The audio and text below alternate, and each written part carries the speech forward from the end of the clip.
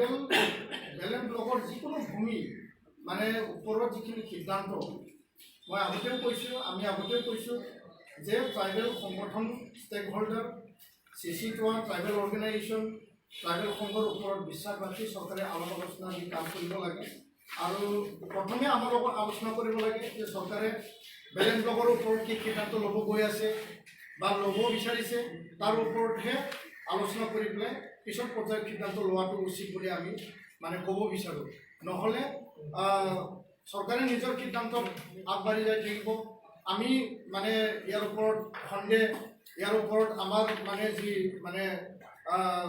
মানে বিশ্বাসক যি ল'ব নোৱাৰা, কিয়নো সব কথা চৰকাৰে মানে পুংখানুপুংখভাৱে যি ধৰণে ক'ব লাগে বা তেওঁলোকে ব্যক্ত কৰিব লাগে সেই কথাবিলাক আমি মানে এতিয়ালৈকে গম পোৱা নাই বা তেওঁলোকে আমাক আগ্ৰহ ৰাখিছে। তো তাৰ কাৰণে ডিচিসকলক এম্পাৱাৰ কৰিছে, এইটো ৰিভিউ কৰিব লাগে, এই কথাটো আমি কৈছোঁ।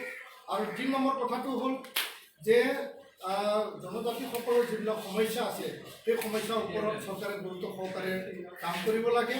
আৰু ট্ৰাইবেল বেলেঞ্চ ব্লক যি chapter 10 Assam land and revenue regulation act, সেই এক্টটো যেনেকুৱা দিনে দিনে ক্ষমতাহীন কৰাৰ এটা মানে প্ৰক্ৰিয়া আৰম্ভ হৈছে, সেইটো নকৰি পেলাই চৰকাৰে অধিক ক্ষমতা দিয়াৰ কাৰণেহে ব্যৱস্থা কৰিব লাগে।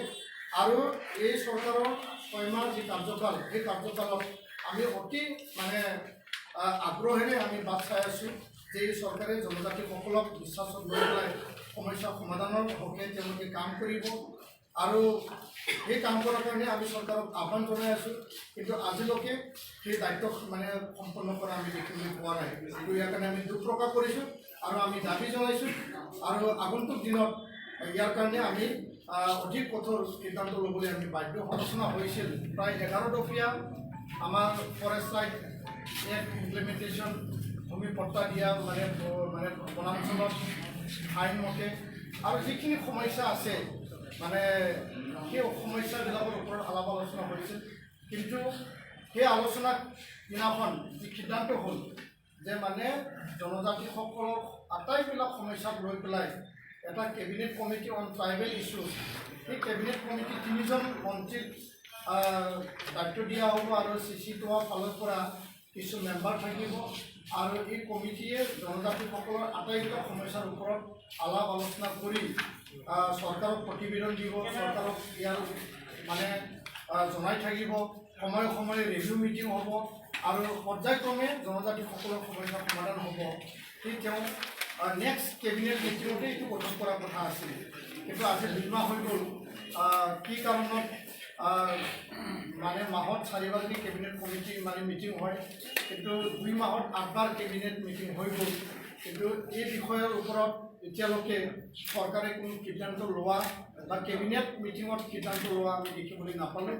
তাৰ কাৰণে আমি প্ৰথমে দুখ প্ৰকাশ কৰিছোঁ আৰু চৰকাৰক দাবী জনাইছোঁ যে অতি শীঘ্ৰে cabinet committee on tribal issues, সেই কেবিনেট কমিটিখন হ'বলগীয়া যি মানে কেবিনেট মিটিং হ'ব, সেই কেবিনেটত যাতে সিদ্ধান্ত গ্ৰহণ কৰি পেলাই চৰকাৰে নিজৰ দায়িত্ব সম্পন্ন কৰক, এইটো আমি দাবী জনাইছোঁ। দ্বিতীয় কথাটো হ'ল যে DC-সকলক কামৰূপ মেট্ৰ' আৰু ৰুৰেলক যি অধিকাৰ দিয়া হৈছে, সেই DC-ক কৰ্তৃত্ব দিয়া যি কাম, সেই কামটো আমি বিশ্বাসত ল'ব পৰা নাই। কাৰণ DC এজনে প্ৰশাসনিক দায়িত্ব সম্পন্ন কৰে যদিও আমাৰ অসমত মিডল ইণ্ডিয়াত, চাউথ ইণ্ডিয়াত বা বিভিন্ন ঠাইৰ পৰা বা অসমৰো কিছু বিষয়াবিলাক DC-ৰ দায়িত্ব তেওঁলোকে মানে হিচাপে আজি তাৰিখত লৈ পেলাই কাম কৰি আছে। কিন্তু DC-সকল ট্ৰাইবেল বেলেঞ্চ ব্লকৰ ওপৰত যিখিনি জ্ঞান, যিখিনি তেওঁলোকৰ নলেজ নাই বুলি আমি মানে ক'ব বিচাৰোঁ, তেওঁলোকৰ আছে, কিন্তু আমাৰ আবেগ, আমাৰ অনুভূতি, আমাৰ চেণ্টিমেণ্ট তেওঁলোকে কিমান দূৰ মানে নজৰত ৰাখি পেলাই কাম কৰিব তাৰ ওপৰত আমাৰ সন্দেহ আছে। তো তাৰ কাৰণে DC-ক যি মানে এম্পাৱাৰ কৰিছে, মানে যিবিলাক মাটি বাৰীৰ সমস্যা মানে ট্ৰাইবেলসকলৰ যি মানে চেলিঙৰ ওপৰত, এইটো আমাৰ সন্দেহ আছে আৰু এইটো ৰিভিউ কৰিব লাগে। আৰু কোনো কাৰণত যাতে DC-ক অকল এম্পাৱাৰ মানে নকৰি সমস্যাবিলাক আমি উত্থাপন কৰিছিলোঁ। আৰু এই জনজাতিসকলৰ মূল সমস্যা সমাধানৰ বাবে মুখ্যমন্ত্ৰী ডাঙৰীয়াই এটা কেবিনেট কমিটি গঠন কৰাৰ আশ্বাস প্ৰদান কৰিছিল। 8 ছেপ্টেম্বৰৰ এসপ্তাহৰ পিছতে অনুষ্ঠিত হ'বলগীয়া কেবিনেটত এটা কেবিনেট কমিটি 3জনীয়া কেবিনেট মন্ত্ৰীৰে আৰু CC2ৰ মেম্বাৰসহ এটা কমিটি গঠন কৰি ট্ৰাইবেলৰ সমস্যাবিলাকৰ মীমাংসা কৰাৰ কাৰণে তেওঁ প্ৰতিশ্ৰুতি দিছিল। কিন্তু 2 মাহ পাৰ হৈ যোৱাৰ পিছতে সেই কমিটিটো গঠন নহ'ল, যাৰ কাৰণে আজি CC2ৰ মিটিঙত সেইটো দুখ প্ৰকাশ কৰা হৈছে। অন্যহাতেদি বিগত সময়ছোৱাত কেবিনেট মিটিংবিলাকত ট্ৰাইবেল বেল্ট ব্লকত কেৱল নতুন নতুন সিদ্ধান্ত কেবিনেটে গ্ৰহণ কৰিছে। আহোম, মৰাণ, মটক, চুতীয়াসকলক প্ৰটেক্টেড ক্লাছ কৰিছে। 11 চনৰ বেজ ইয়াৰ তেওঁলোকে কৰিছে কাট অফ ডেট। এই কাট অফ ডেটটো আমি মানি ল'ব পৰা নাই। এইটো ট্ৰাইবেল বেল্ট ব্লক গঠন হ'বৰে পৰা, অৰ্থাৎ 51 চনৰ আগৰে পৰা কৰা আহোম, মৰাণ, মটক, চুতীয়াসকলক প্ৰটেক্টেড ক্লাছ কৰাত আমাৰ ক'বলগীয়া নাই।